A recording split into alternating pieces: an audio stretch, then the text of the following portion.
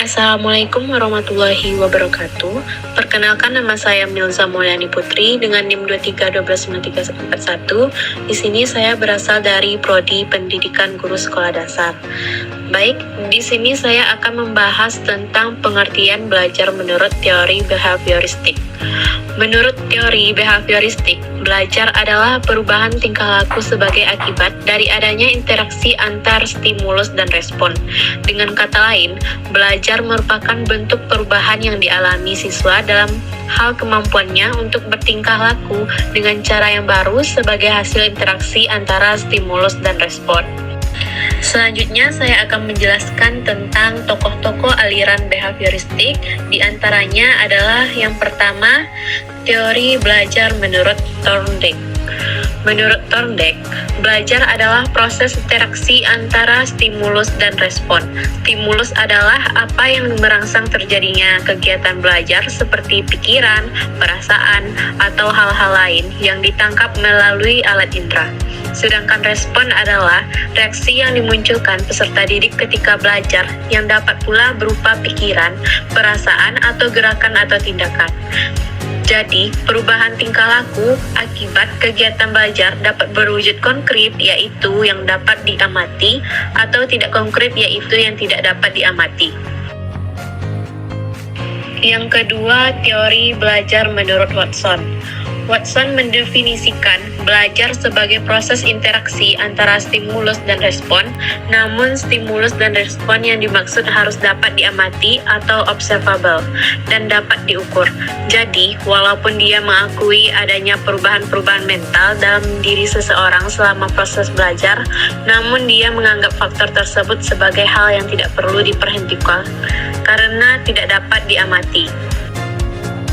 Yang ketiga, teori belajar menurut Carroll. Carroll juga menggunakan variabel hubungan antara stimulus dan respon untuk menjelaskan pengertian belajar. Namun, dia sangat terpengaruh oleh teori evolusi Charles Darwin. Bagi Hull, seperti halnya teori evolusi, semua fungsi tingkah laku bermanfaat terutama untuk menjaga agar organisme tetap bertahan hidup.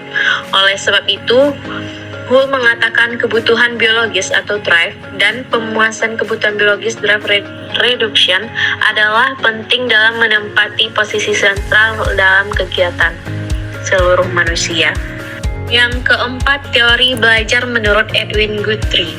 Azas belajar Guthrie yang utama adalah hukum contiguity, yaitu gabungan stimulus-stimulus yang disertai suatu gerakan. Pada waktu timbul kembali cenderung akan diikuti oleh gerakan yang sama. Guthrie juga menggunakan variabel hubungan stimulus dan respon untuk menjelaskan terjadinya proses belajar. Belajar terjadi karena gerakan terakhir yang dilakukan mengubah situasi stimulus, sedangkan tidak ada respon lain yang dapat terjadi. Penguatan sekedar hanya melindungi hasil belajar yang baru agar tidak hilang dengan jalan mencegah perolehan respon yang baru. Kelima, teori belajar menurut Skinner. Konsep-konsep yang dikemukakan Skinner tentang belajar lebih mengungguli konsep para tokoh sebelumnya. Ia mampu menjelaskan konsep belajar secara sederhana, namun lebih komprehensif.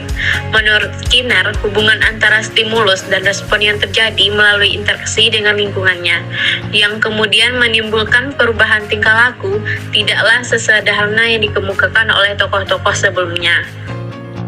Teori belajar behavioristik menjelaskan bahwa belajar terjadi melalui hubungan antara stimulus dan respon yang diperkuat dengan penguatan atau hukuman. Teori penguatan positif seperti pujian atau hadiah digunakan untuk mendorong perilaku baik, sedangkan penguatan negatif menghilangkan hal yang tidak menyenangkan setelah perilaku yang diinginkan muncul. Sementara itu, hukuman digunakan untuk mengurangi perilaku yang tidak diinginkan, bisa berupa hukuman positif, misalnya teguran, atau hukuman negatif, mengurangi hak istimewa. Teori ini juga menekankan pentingnya latihan dan pengulangan agar keterampilan tertanam dengan baik. Proses shaping digunakan untuk membentuk perilaku secara bertahap, dan modeling memungkinkan siswa belajar dengan meniru perilaku guru atau teman. Asosiasi membantu siswa menghubungkan pengetahuan baru dengan yang lama. dan respon berkondisi membentuk kebiasaan melalui pembiasaan yang konsisten. Intinya, behavioristik membentuk perilaku belajar melalui penguatan, hukuman, latihan, dan contoh nyata dari lingkungan. Selanjutnya, penerapan teori belajar behavioristik dalam pembelajaran. Teori behavioristik berpendapat bahwa perubahan perilaku peserta didik merupakan hasil dari proses yang dilakukan dalam pembelajaran. Maka dari itu, ketepatan stimulus yang diberikan oleh guru kepada peserta didik berpengaruh kepada hasil belajar. Sehingga stimulus yang bagus akan menghasilkan pembelajaran yang diinginkan, dan sebaliknya stimulus yang kurang bagus akan menghasilkan pembelajaran yang kurang bagus pula. Wujud pembelajaran behavioristik dapat dilihat dari berbagai hal yang dilakukan selama proses berlangsung dan berupa pembelajaran. Wiyani dan Irham 2015 menyatakan bahwa hal-hal penting yang merupakan bentuk atau ciri dari proses pembelajaran behavioristik dapat dilihat dari beberapa hal, antara lain, yang pertama, memposisikan siswa sebagai individu yang pasif. Kedua, memunculkan perilaku yang diharapkan dengan metode pembiasaan atau drill. Yang ketiga, memandang sains sebagai sesuatu yang stagnan dan tidak pernah berubah sehingga disajikan sama setiap tahun. Yang keempat, memandang mengajar hanya sebagai transfer ilmu dan belajar sebagai proses memperoleh ilmu. Dan yang terakhir, kurikulum dikembangkan secara terstruktur dan ilmunya sudah ada sehingga siswa tinggal mempelajarinya. Baiklah, kesimpulannya, teori belajar behavioristik dengan penekanannya pada stimulus-stimulus, respon, dan penguatan telah memberikan kontribusi signifikan terhadap praktik pendidikan. Teori ini menekankan pentingnya perubahan perilaku yang dapat diamati sebagai hasil belajar dan menggunakan penguatan serta hukuman sebagai alat untuk membentuk perilaku tersebut.